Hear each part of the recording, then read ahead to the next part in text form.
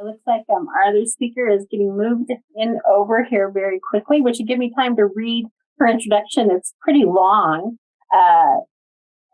This is another one of those Valiukenas. I'll have her tell me how to say her name. Michelle. She says that she's a social worker in a lawyer's body, which I think is very funny and very appropriate.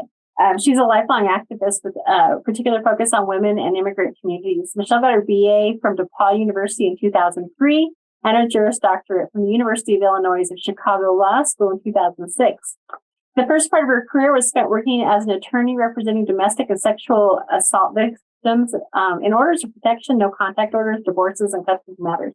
She also spent time working on institutional advocacy to address the systemic issues that affect all victims. During this time, Michelle returned to school to get her master's of nonprofit management from DePaul in 2013. That's where she met Mark, who she married in 2016. So after a long infertility battle and one miscarriage, she happily found herself pregnant with her daughter, Colette, in 2018. When she was 21 weeks pregnant, a normal OB appointment turned into a crisis and hospitalization with severe preeclampsia. Michelle stayed in the hospital for a little over 3 weeks before doctors recommended an emergency C-section. Colette Louise Tisdall, Michelle's first child, was born on May 23rd, 2018, and spent 9 days in the NICU prior to gaining her angel wings on May 31st, 2018.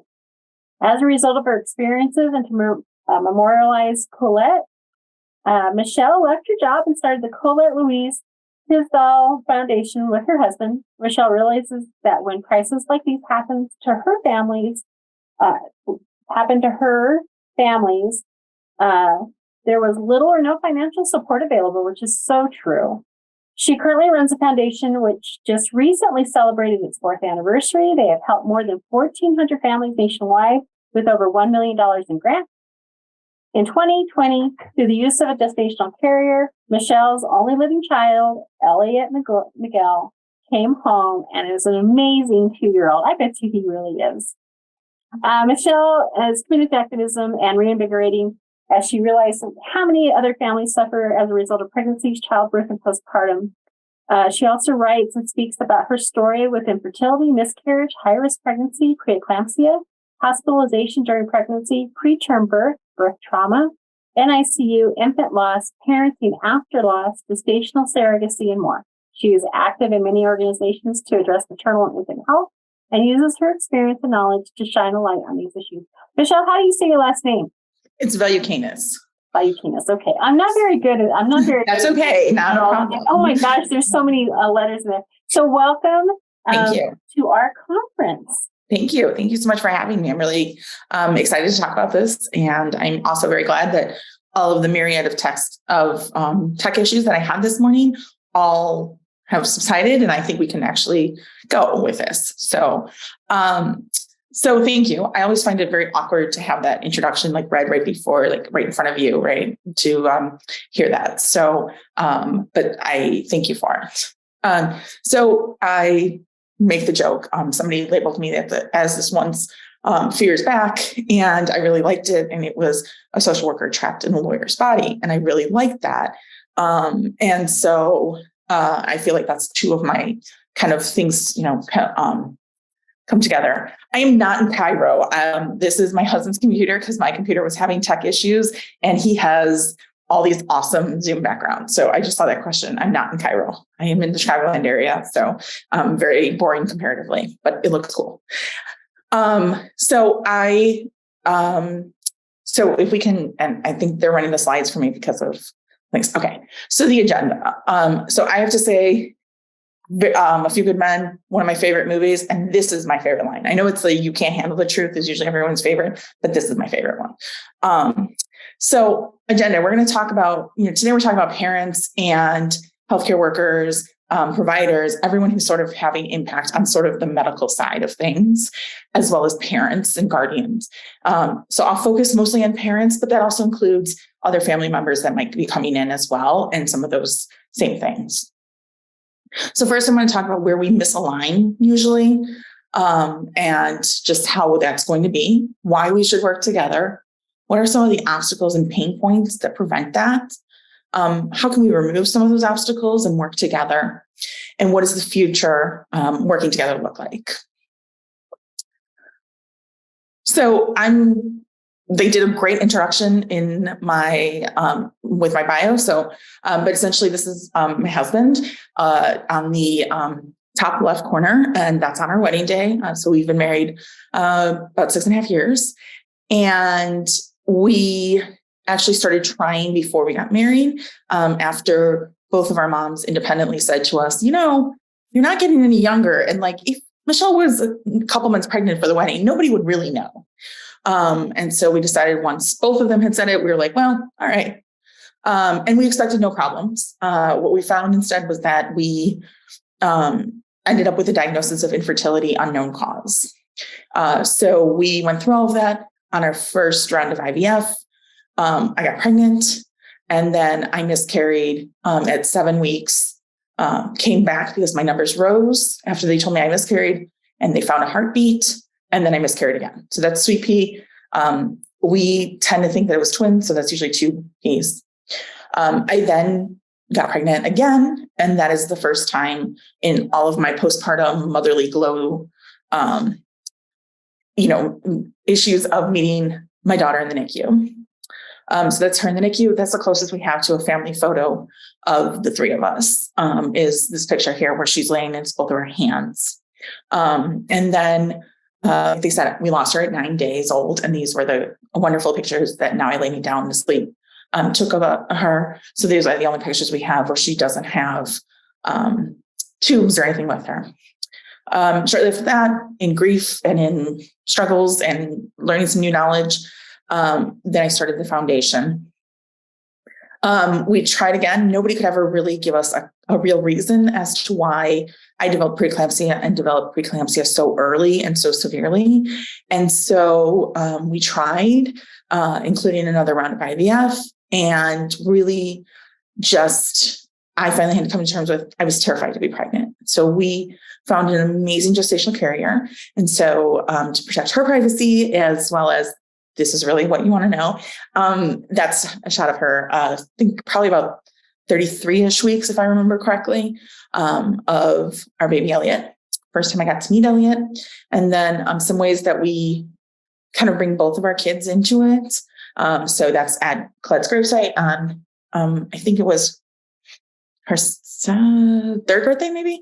And then in front of the hospital that we delivered Colette at, and that Elliot was born at, and benches that we donated after Colette died.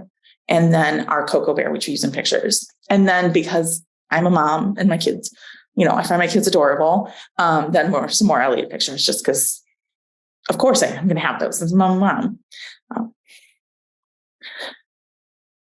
If you can go to the next slide. Sorry. Okay, great. Thank you. So this is something I put together and just to kind of give us a sense of, sometimes it's very easy to kind of be immersed in what you do and your work that you do and all of the stuff. And to take a step back and realize people who are coming into this who don't know what it can be like. So one of the examples that I use from like a provider perspective, obviously I'm not a medical provider, but I worked at a domestic violence courthouse. I worked inside the courthouse. That courthouse could be nutty. It was a lot.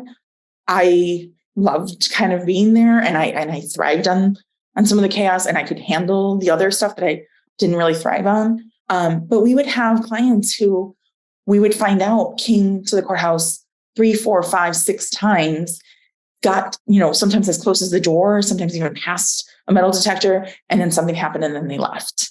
And so I think of it very similar on that aspect. So healthcare providers, you're in the NICU, whether it's every day or pretty regularly or anything, you know what it's like, you know what to expect, the medical terms, the jargon. I know this from my work. I think a coping mechanism, and I think it's probably a very healthy coping mechanism, is to not get too attached to patients or their families. And so that's a coping mechanism, and that's totally fine and justifiable. But to look on the other side of parents, all of their attention is there with that child, that baby, and from a private perspective, this is not your only patient. And so you're having all of this kind of going through all of this. The NICU, if you step back, so I'll tell you from my personal experience, my sister is 4 years younger than me, and she was 8 weeks premature. So for better or for worse, some of my very earliest memories surround the NICU. And so I thought I was prepared to go into the NICU. And the thing is, when I was a parent and it was my baby, I wasn't prepared. And so it's a sensory overload. There's a lot of sounds. There's a lot of wires. There's a lot of just visual things. And those are really difficult. Also, there's trauma that they're coming in, and we'll talk about trauma in more detail. But, most of the time, ending up in NICU was not in the plan. Even if they did have some advance notice, like I would say we did, because I was hospitalized at 21 weeks, and whenever they recommended, it was probably not going to make it to full term.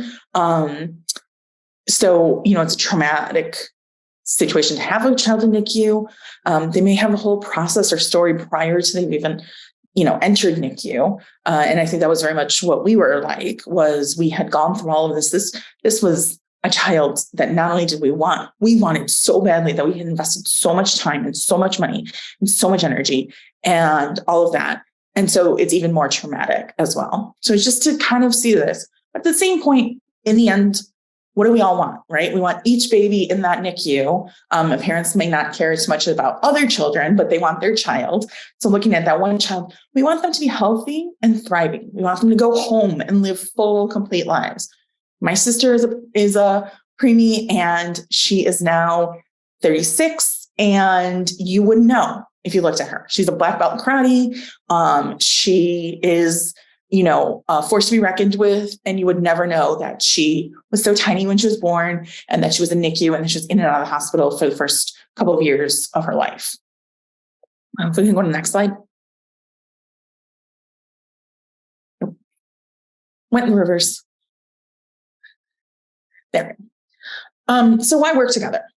So a couple of things. I'm sure most people are probably familiar with research that talks about that involved parents. So parents who are really actively participating in their child's care end up with better results for the babies. So that is, they are gaining more weight. They're having less prone to infections, all of that. It's also really great for parents, and particularly with postpartum and perinatal mental health diseases, or conditions, I should say. When a child is admitted to NICU, the risk of any mental health conditions increases dramatically. But if you have parents who are there and involved and active in their care, then that chance greatly reduces. And so it's another thing that is really helpful. Parental instinct and intuition and touch and sound are all really important for babies to know and to feel and to do this, right? And so I think of Colette gave us several scares before she died, but there was one night I was still in the hospital, and we got a call to our hospital room, or to my hospital room about 2 a.m., 3 a.m. We went down to the NICU, and they had called the attending back in. She was home, and so she came in. And one of the first things she did is she said to me, she looked at me and she said, "Are you mom?" And I said, "Yes." And she said, "Put your hand in here, right here, and touch her." And, we saw, and I'm not saying that like I had some sort of magic healing power, but we saw some of the stress just, release off of her. And that was a huge thing to see and to do that. And that's really an important thing. And then the other thing is, at the end of the day, the goal is for everyone. The goal is to have a healthy baby that gets to go home without the medical team. And so having parents involved earlier throughout the whole process means that they're really learning. They've experienced some of the ups and downs when there's a medical team right there to help. And hopefully they're taking some of those skills so that if there are things once baby goes home, hopefully, fingers crossed, then they can handle those situations or know how to react and all of that. And that's really helpful. Right. Yeah. So how do we do all of this? So the biggest thing that I always hear from, and I felt this definitely as well, is that a lot of NICU parents feel less like parents and more like visitors. And there's a really strange feeling to feel that way, because, of all the different scenarios I've imagined of welcoming Colette into the world, none of them imagined where I was going to hear she's a girl and then her be whisked away. And to almost feel like I had to ask permission if I just wanted to pick up and hold my child. And I never got that chance because she was so tiny. So I didn't get to hold her. The first time I got to hold her was as she was dying. And, just be welcoming, be inviting, understand those feelings, that trauma, and then figure out ways to make them feel involved. And then above all, be honest. And we'll talk and we'll kind of break those down as well. But, just remembering to let them be parents as much as you possibly can. And that's, I think, a huge step in the direction of getting them involved. Next slide. Okay. So being welcoming and inviting, the same thing is overwhelming for a parent to walk into NICU. When you are expecting a baby, you imagine all sorts of scenarios. And that is not one that most parents are thinking about. So, speak gently, walk them through what the NICU is, what it looks like, tell them what different wires are if they look like they feel like they're ready for that information. So whether that's immediately or shortly thereafter, let them ask questions, show them, like literally show them how they can be there with the baby, how they can touch if that's possible, or speak or read or sing, making things comfortable for parents. So one of the things was I had a very difficult postpartum recovery. I had a classical C-section, which is in and of itself bad. And then they had difficulty getting my intestines back in after Colette was taken out.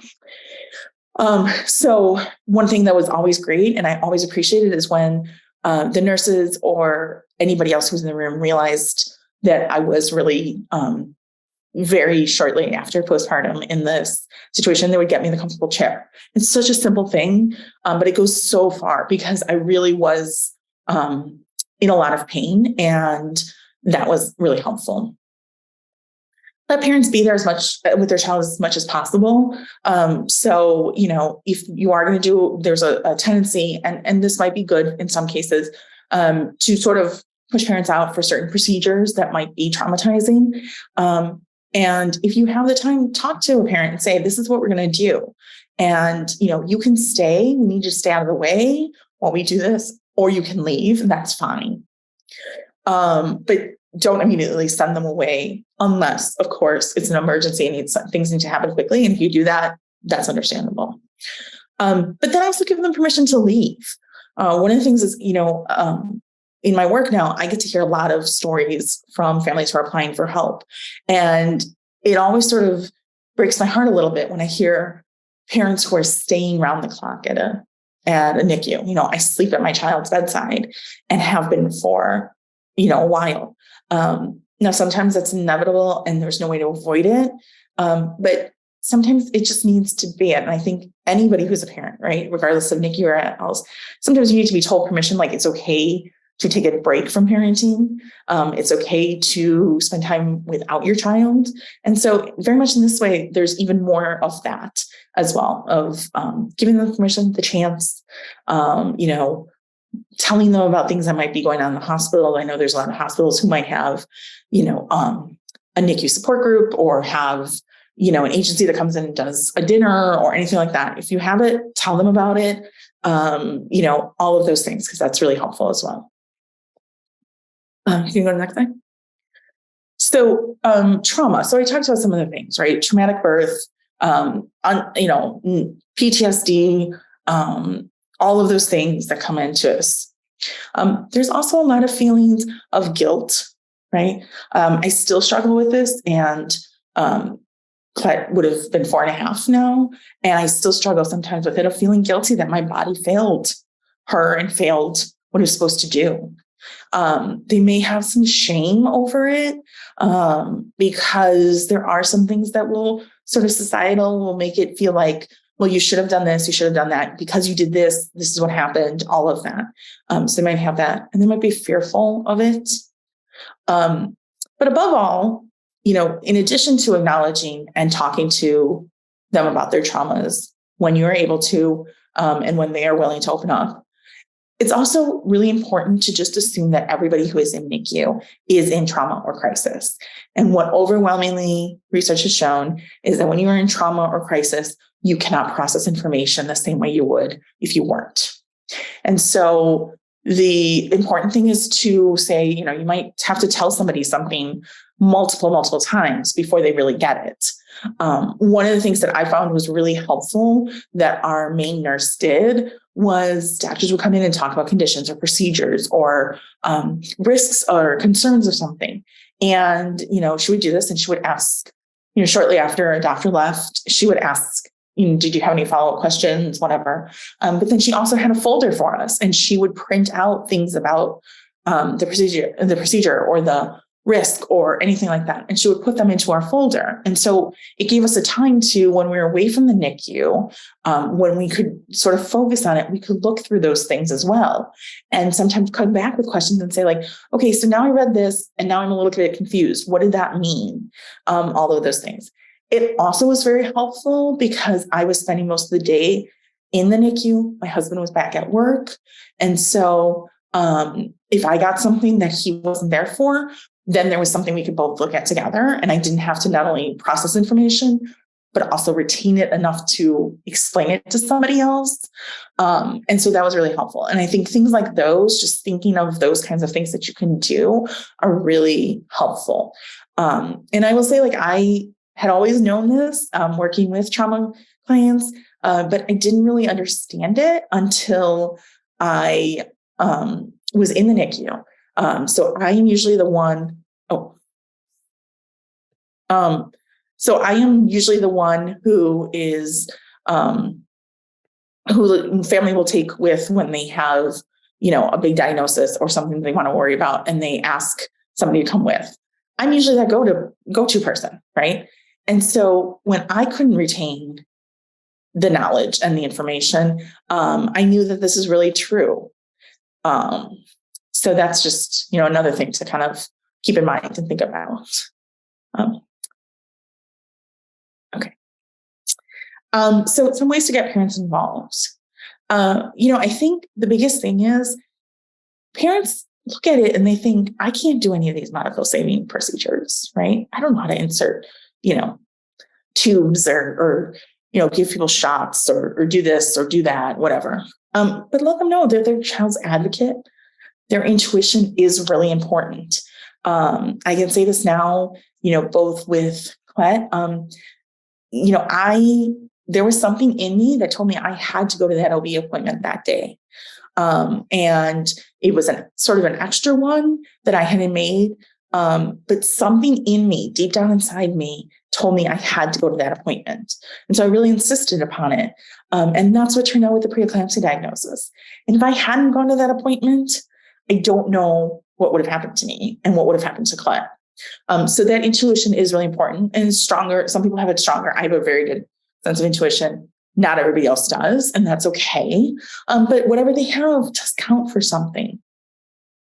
I talked about this before, but trying to avoid sending them away too much, or, kind of pawning them off on other people, sit there and talk to them for a minute and give them some attention and some care and let them talk, let them ask the questions that they need to ask.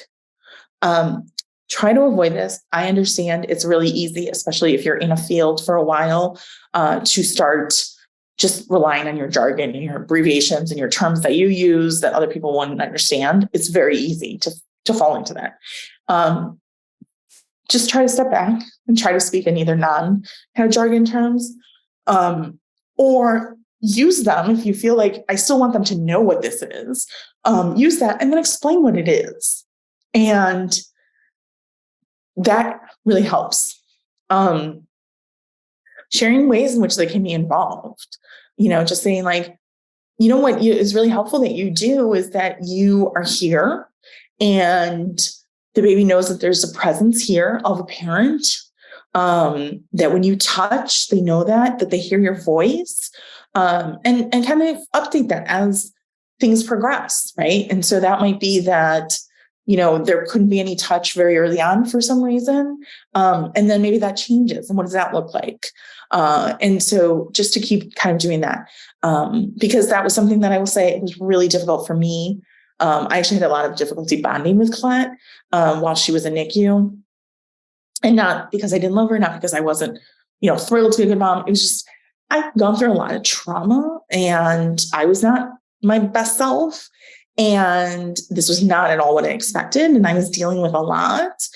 And they would say things like, read a children's book.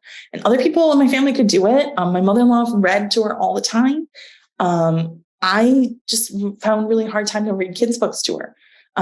Later on, I found out people read like just their normal, what they would be reading as a book, just to get the voice and everything across. And, I wish somebody had told me that. I think I would have been able to do that very well, but I don't know that I was able to do the children's books. So just another, kind of thing to share. Next slide. Okay. So this is my big spiel, and this is why the presentation is called The Truth, the Whole Truth, and Nothing But the Truth. Also, again, remember, lawyer's body. So be honest and open, right? There is this sense that I feel a lot, especially when it comes to babies, we don't want to be negative, right? We don't want to really talk about, it's really hard for us to think, and it's hard for me, right? I lost a child, and it's hard for me to think that there's a world in which babies die. Like that doesn't make sense. That doesn't feel right. Or that babies really suffer really terrible conditions and lifelong problems and all of these things. So there tends to be sort of this aspect of like, everyone should stay positive and that's what, is going to do it. And you know what? It's not true, because we stayed positive. We did all of this stuff. We didn't do this, and we still lost a child, and we were shocked by it as well. So be really honest, be sensitive. I mean, you don't have to come in and be like, yeah, your kid's likely going to die. That's not really what I'm saying. But you can say things like, we have a lot of concerns as to whether or not your child is going to survive this. Or, there is only a small percentage of babies born at this time or with this thing that do well. Doing that. So, tell them you are doing everything you can. Be very open the first time you do it, because every family is different. Be really, really sensitive. You can even ask a parent, do you want me to come in and tell you like directly everything? Because that was very much how I am. And like, just tell it to me. Like, don't sugarcoat it. Just tell it to me. Other people want it a little bit more sugarcoated, and that's okay. I find this as a personal, like really big sticking point that I kept hearing, save your days for when baby comes home. Like, you can go back to work, you can save your days. I find it really problematic for two reasons. One is, I think it's minimizing how bad postpartum is in terms of recovery, especially in cases where there might have been a very traumatic, very sudden, perhaps a more intensive birth. And two, I think it puts more on you're only really visitors. You're not really parenting when you're here.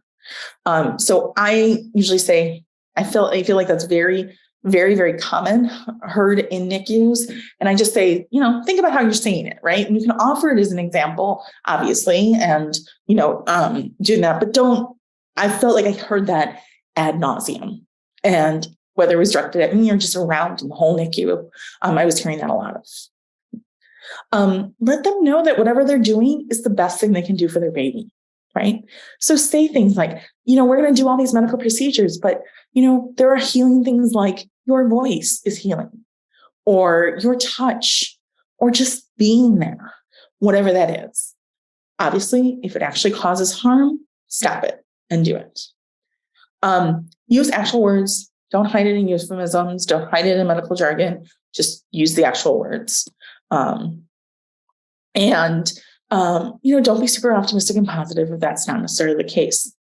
I will tell you, when you have a child in NICU and I hold myself responsible for having done this prior to myself having a child in NICU. You use these examples of people you know. So I talk about my sister, right? And I know I used my sister as an example because that was my world, right? People went to, babies went to NICU and they had some difficult times and everything like this, but then they turned out okay. And so the world is going to be telling them all of these miracle stories. Don't fall into that same trap because it's not necessarily the case. Okay. And then also just a remembrance that not every baby is going to go home. And I know that that's really hard to think of it. I know that that is totally against, all those things of nature. I know it's also really hard as a provider to sit there and to know, like, you can do everything you can. You're still going to end up losing some babies. And I know that that's really hard on individuals to do this. But just keep that in mind when you're talking to parents and to families. Okay. Right. So this is my slide on saying no to toxic positivity. A friend of mine recently nicknamed me the queen of no toxic positivity. And I have decided to embrace that term, not just because I think being a queen would be awesome, but also because I think that it really is what I am. So these are the things that I remember hearing at various points, right? So just stay positive. What doesn't kill you makes you stronger. Okay, I should be able to leap over and, lift cars and all of that, and I can't. So that doesn't make sense. Just look on the bright side. Yeah, there's no bright side. No, it sucks. There's nothing.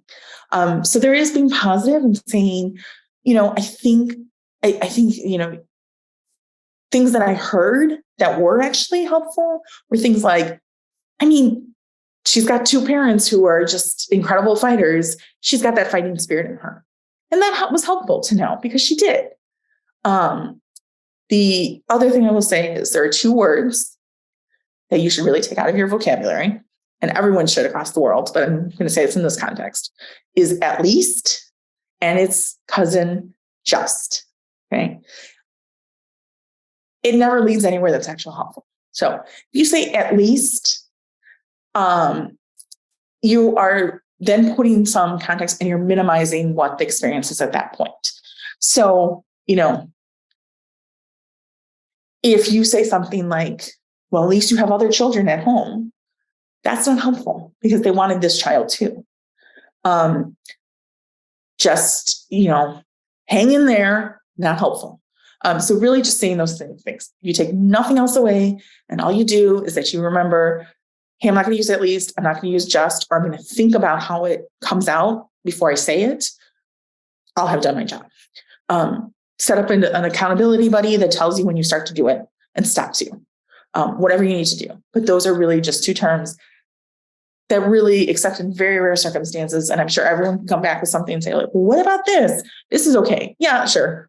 But for the most part, just and at least are just going to not be really positive. They're not going to be very helpful, and they're going to be toxic. You do the next slide. So death and palliative care. I think this is a really difficult topic to talk about, but open and honest conversations, say the words, just not the euphemisms or medical terms. I will say, I don't ever remember anybody on the day that Colette died telling me died or dying. I remember hearing loss or losing her. And so it was really hard for me to connect, and I was definitely in denial. And it was really hard for me. And the only time that I really remember knowing prior to actually seeing her and her numbers drop and all of that, that I understood what this doctor was telling me was as he was going to leave, he turned back and he said to me, do you believe in baptism? And I said, I do. And he said, well, then I think it's time.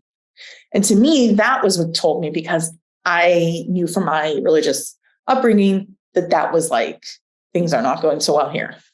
But if there have been actual words used, and it's hard, we do speak in euphemisms a lot, but try not to.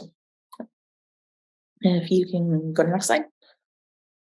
Okay, so that's all great if you have parents there and ready to be involved, right? But we know that that's not always the case. So what happens if parents are not involved? Okay. And this is usually there's usually an underlying reason, right? There's not, yes, you hear stories every once in a while about people who, kind of abandon kids in NICU, whether that's one or both parents. You hear about all of that kind of things, and those do happen, and they're really sad. But for the most part, most of the time, it's that there is some other thing happening that is causing all of this. Okay, if we go to the next slide. So in removing obstacles, we first should identify them. So don't make assumptions. I see that a lot where people say, well, they're not here and I don't know, they just won't come. And they sort of start to dismiss the parent as an involved person. Don't make those assumptions. Try to see if you can find out what that means. I broke them down into 3 categories: financial obstacles, logistical obstacles, and then health issues. Next slide. So financial barriers. So I don't think I've ever met a NICU family that has not had some sort of loss of income in the process, right? And that might be, I wasn't expecting to take, these days off for the birth. I wasn't expecting to need to cut hours here and there to get there and to see, to talk to doctors. All of those things, up to I don't know if I can even go back to my job ever because of my child and their long-term needs. So there's always some sort of loss of income. But at the same time, there's 2 major increases in costs. So the first one is transportation. What we have found is that on average, our families are driving 50 miles plus one way to the NICU. So if you start thinking about that, especially with the rise in gas prices, that means it might cost you $20 to go visit your child. Okay. So think about that as an expense, right? And then think about the fact of, on average, Americans live $400 away from financial crisis. That's it, $400. So do the math. It goes real quick. So that's really something that I think is really important to remember, that those costs are increasing at the same time that there's some loss of income. The other thing is childcare. You have other children at home, especially in a COVID or post-COVID world, whatever you want to call we're in right now. Children can't come with you to the hospital. And so that means that, instead of a parent who thought, oh, well, I'll have a baby at home and I'll have the other kids, and so I'll just be parenting together, they now have to involve other childcare in for that. And then just general bills, right? All of this is happening, but it's not like time froze. And so rent still needs to be due and food still needs to go on the table. And, car insurance needs to be, to be paid for, and car payments need to be made. And, if you're driving those extra miles, your car may be breaking down more often. All of those things that add up into that. So those are just some of the general financial barriers that are coming into play. Okay. Logistical barriers. So distance and lack of access. If you have a family that only had one car because that's all they needed, and now they have this extra length and this drive that they have to make, and one parent is going to go back to work and the other parent wants to go to the NICU but doesn't have access, that's a logistical barrier. That's a problem. And there's often not a great solution for that.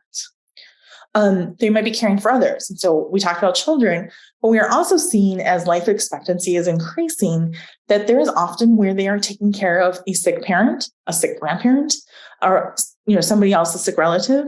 And that may be a lot of obstacles logistically and financially to provide those care so you can go be with the other person you're caring for in your life. And scheduling and timing. We see this a lot. So, medical team meeting will be set up, and because it's set up at this point, this means somebody loses a day of work or loses hours of work that they don't really have to spare. And so that's something else as well that we see. Or that maybe they work shifts that allow them to only come in, late and really be there overnight and be gone before, arrive before really, there's, anybody to kind of walk them through some things or do some things or train some things. And then comfort issues, and that can both be physically, like I talked about, just comfortable chair or sitting in hard plastic chair could be a difference. But it also could be, maybe they're not feeling very involved. Maybe they might be bothered by a certain, provider, right? We've all had that, whatever it is. So those are another logistical barriers as well. And then health limitations. So we talked about mental health conditions that can do it. Trauma and PTSD. It might be you had a really traumatic birth in a hospital and now your child's in that hospital. It might be very difficult. It might take all of your strength and resolve to actually go back into that hospital. Physical complications. So, infections, just healing, all of that as well can be really, limiting. And it's often possible, especially if the birth period is being seen at another hospital. It's often that you may not know that that's happening as well. And so, just keeping that in mind. Okay. And then you can go next. You can go next one. Okay. So what can we do to help? So here are some ideas that I have. So is there financial help? I will have all of my information. Our website and everything is on the slides. And I think everyone got copies of the slides. But we are at ColetteLouise.com. We do financial help. If we cannot help people, we do have resources on our website of other financial assistance programs. Really seek those out. And then also, if there are situations you're running into organizations that, might say, hey, we want to do something for you guys, think about that as an option, as a possibility. And I know everyone is underfunded and overworked and underpaid and all of that, but those are some, great things you can do. If you have people who are saying that. Scheduling around parent schedules. So, the medical team meeting, if you usually have your medical team meetings, Wednesdays at 2 and you want the parents to be there, but actually if you made it at 4, they could do a whole day of work and not miss that day. Talk to them about that. Or, if you made it on a Tuesday where maybe they have help with their their sick relative or their elderly relative that they're helping for. Maybe on Tuesdays, they have help from that person. Could you do it on a Tuesday? It's not always going to be possible, but, spending that extra 5 minutes just to say like, I noticed it's been hard for you, or, is this going to work for you? All of that is really helpful. Just listening to them.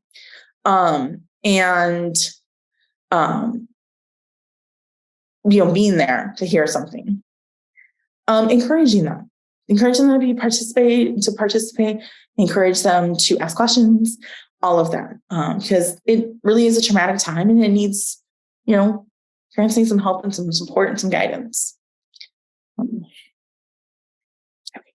Yep. So what does our future look like working together? So we can really empower parents to be involved and then to be empowered both in the NICU and then hopefully when they leave the NICU with their baby. And that's really important. That's how we avoid, that's just one way that we avoid readmissions or tragedies, is if we have them really empowered, involved, and knowledgeable. To be partners, right? So there's so much the medical science has figured out, and there is yet so much we don't know. And so working together, putting everything in, so putting in the expertise, the research, the science of it, and then putting in the stuff that we can't really quantify is a really important piece, I think, and just will help hopefully in more detail what is going on. And then institutional advocacy and systems change. So these are always my big things. I really want to make changes all the time. And the ways that we do that is, we do that with our stories and we do that with our knowledge. And so, if there are things that you think might be great as research for conditions that, NICU babies might experience or anything like that, then they are your stories. They are your help to, get those grants, to do all those stuff, to make really big systems change, right? If I would just love if the US actually got with the times and actually had paid family leave, right? It's ridiculous that we don't. And so, but that's how one of the ways we do it. If we can talk about the medical community coming and saying hey, you know what? Parents do need to be home with their kids or in the NICU with their kids or whatever. And then have stories of families. I mean, those together, I think, are just incredible and really could make some real concrete changes and steps in the future. So that's something to look forward to. If you can go on. So this is my information. That's our website. We do financial assistance. If you have questions specifically or just want to jump on a call and talk about it, you can always send me an email. And that's great. And then just one more slide. Okay. And it didn't come out so well, but David S. Pumpkins. I don't know if you've seen this SNL skit. If you haven't, go Google it. It's funny. But any questions?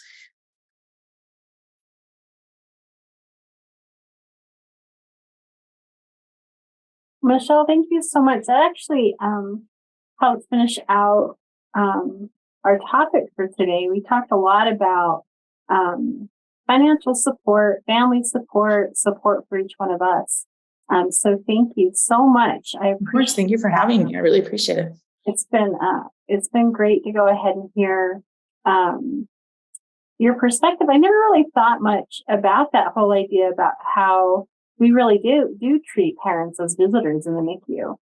It's our work environment. So we're, it's just it's the parents are coming to visit. And so that's a really important thing to think about in general, is that how do we make them feel more welcome? And you're right. It's been very difficult during COVID because we've had to cut down so much on who could come in. We went from basically having a wide open unit where we're like, bring your kids, bring the family to no, and you have to go through, pat down before we're going to let you through the door. And it's been difficult, I think, for a lot of our families. Yeah. So just in general, getting access. And then once you get here, we're like, no, you can't come in. Sorry. So, let's see. I have one. Patrick asked, is there any other recommendations that you could do that you can give us to alleviate the family's stress when they are in this situation? Yeah. Follow up. Yeah. I think that's, I think that's great. I think the question is great. And I really appreciate it. People are thinking that way.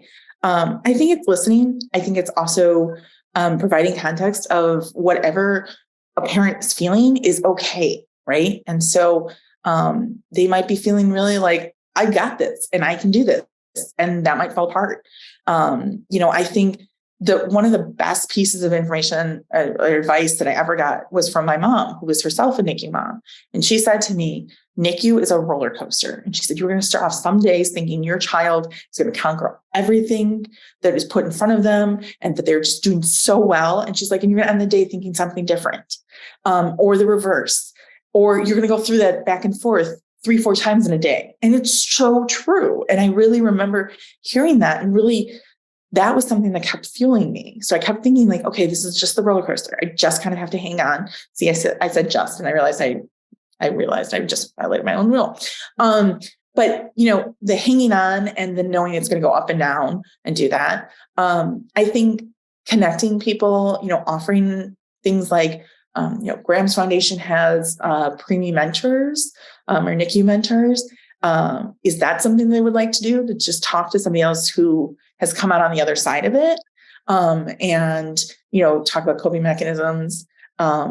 If hospitals, if there aren't already people doing this in the hospital, could you spearhead something where there's a parents' lunch or dinner, or just a room is set up and people bring their own meals and they just can talk and have those times.